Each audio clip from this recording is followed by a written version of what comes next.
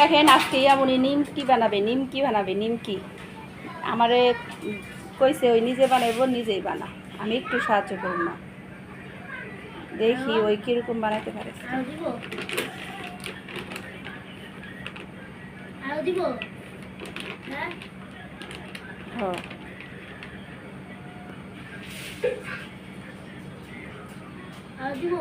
তো ওই বানাইতে থাক, হয়েছে।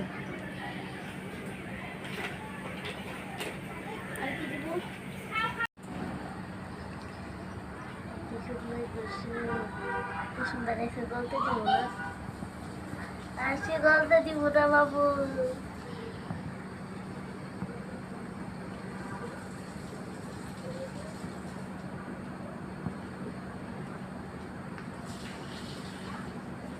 আর পরিবার একটু বেশি হয়ে গেল।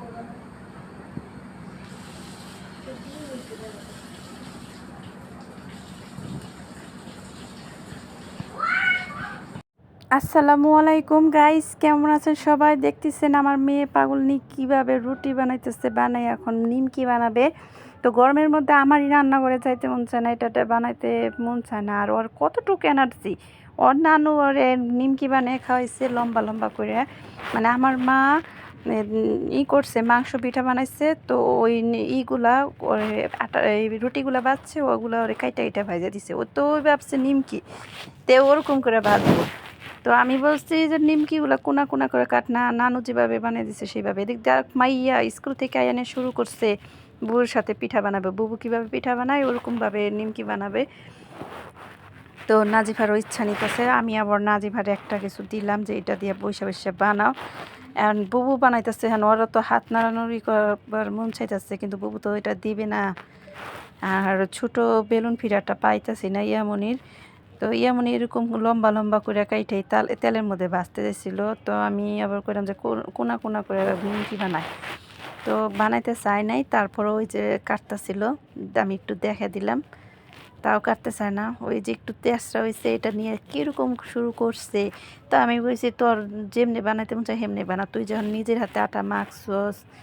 প্রথমে আমি শুধু বলছি যে এই কটা গুঁড়ি নি, পোলাপান মানুষ তো বোঝে না, আবার বেশি করে যদি নিয়ে যায় এতগুলো খাবো কে। পরে যে এমন এরকম নিজের অভিজ্ঞতা আপনারা তো দেখতেই পারতেছেন, নিজের অভিজ্ঞতায় কী করতেছে ওর।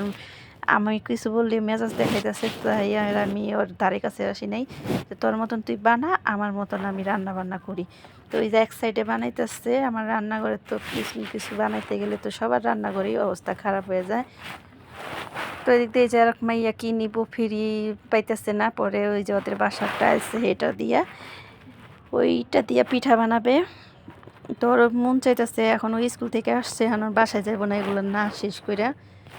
তো ওই আবার শুরু থাকতেই আমার যে যা দেখছে কিছুই করতে, ওইটাই ওর আগ্রহ বেশি করে নিচ্ছে। তো ওই বানাইবো, তো বানাক। পোলাপান তো পোলাপানেরটা দেখেই শখ নেয়। আর সব ঘরেই মেয়েরা হচ্ছে রাজরানী আমাদের কাছে। তো যখন শ্বশুর বাড়ি যায় তখন ওরা রাজরানী আর থাকে না, ওদের চাকরানির বেশ হয়ে যায়, যেহেতু আমরা শ্বশুর বাড়ি আসছি। বেলো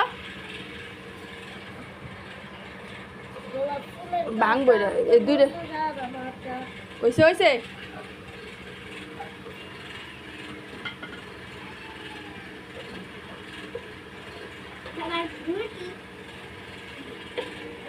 জীবনে বড় হয় না।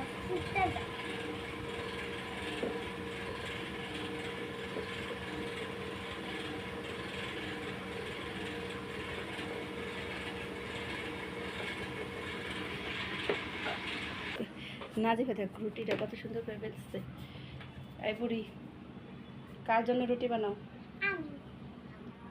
কে খাবে রুটি? তুমি খাবা? বাইজে দিব।